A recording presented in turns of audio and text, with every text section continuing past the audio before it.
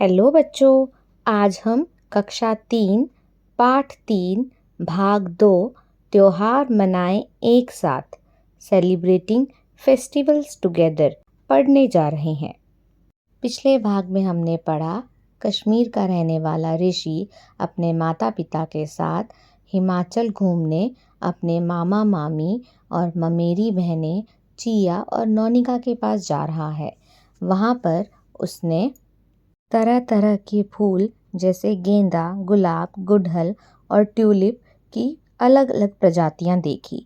नौनिका ने उसे वहां मनाए जाने वाले ट्यूलिप त्योहार के बारे में भी बताया। गर्मा गर्म चावलों के साथ वहां का प्रसिद्ध व्यंजन हाक खाकर उसे बड़ा ही मज़ा आया।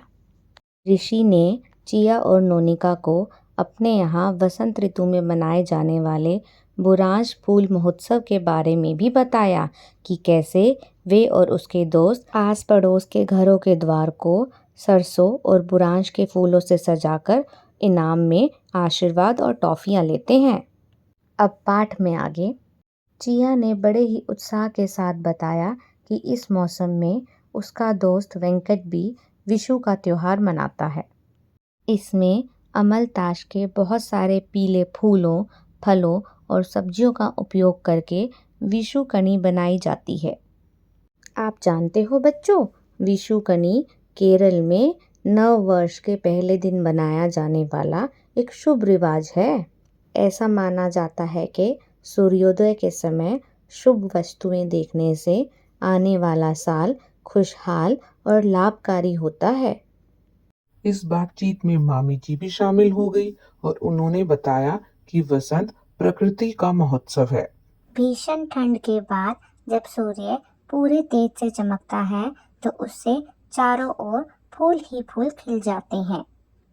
ठंड से दुबकी हुई घास उगने लगती है और पेड़ों पर नए पत्ते भी आ जाते हैं। मैंने मामी, चिया और नौनिका से कहा, मैं जब अपने चारों ओर ये रंग बिरंगे फूल देखता हूँ तो मेरा मन बड़ा ही खुश हो जाता है। कुछ दिनों के बाद हम घर वापस लौट आए और यह मेरे परिवार के साथ मनाई गई यादगार छुट्टियां थी। चलो अब कुछ गतिविधियां करते हैं। सबसे पहले हम इस वसंत ऋतु की कविता को मज़े से गाएंगे। फूल फूल पर झूल झूल कर भौरे गाते हैं गाना, डाल डाल पर पात पात पर कोयल का स्वर मस्ताना, महक महक कर बहक बहक कर हवा इडलियां खाती है, तन खुश होता मन खुश होता जब वसंत ऋतु आती है।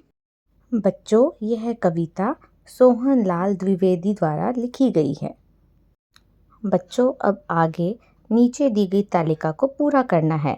इसमें वसंत स्प्रिंग, ग्रीष्म समर, वर्षा मॉनसून, शरद विंटर ऋतुओं के नाम लिखे गए हैं। आपको इन ऋतुओं में आने वाले त्योहार और उनमें बनाए जाने वाले विशेष पकवानों के नाम लिखने हैं। भिन्न भिन्न त्योहारों पर आप किस किस तरह की विशेष पोशाक पहनते हो, यह भी बताना है। दी गई तालिका में दिए गए व्यंजनों का उससे संबंधित त्योहार से मिलान करना है, जैसे बिहू, छठ पूजा, क्रिसमस, ईद उल फितर, होली, ओणम, उगादि। उदाहरण के लिए जैसे ठेकुआ छठ पूजा के दिन बनाया जाता है। अच्छा बच्चों, क्या आपको लगता है कि सभी लोग त्योहारों में अलग अलग तरह के विशेष व्यंजन बनाते हैं और नए कपड़े पहनते हैं? जहाँ आप रहते हैं, क्या उसके आसपास कोई पर्वत, नदी और झरना है? क्या आप किसी दूर स्थान पर अपने किसी रिश्तेदार के घर गए हैं? वहाँ आपको कैसा लगा? बच्चों, ये दिए गए रिक्त स्थान कल आपको अपनी अपनी अभ्यास पुस्तिका में करके लाने हैं। और अब पाठ के अंत में, क्या आप जानते हैं विश्व की सबसे विशाल पर्वतमाला भारत के उत्तरी क्षेत्र में स्थित है, जिसे हिमालय अर्थात बर्फ का घर कहते हैं। विश्व की सबसे ऊंची पर्वत चोटी माउंट एवरेस्ट हिमालय में स्थित है, यह हमारे पड़ोसी देश नेपाल में है।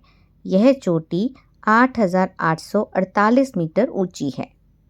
बच्चों, आपको पता है सरहुल एक वसंत ऋतु का त्योहार यानी स्प्रिंग फेस्टिवल है।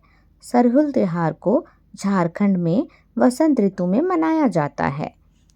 लोग अपने रीति रिवाजों के अनुसार पारंपरिक पोशाक पहनते हैं और साल सखुआ के पेट तक जुलूस निकालते हैं। वे साल के फूल और ताजे अंकुरित अनाज लेकर जाते हैं। धरती और सूर्य को आदर व सम्मान के साथ भेंट चढ़ाते हैं। वे ढोल, नगाड़े और दूसरे स्थानीय वाद्य यंत्रों को बजाते, नाचते गाते हुए सरहुल मनाते हैं। इस पाठ में इतना ही। अगली कक्षा में फिर से मिलेंगे। तब तक के लिए thank you and bye bye.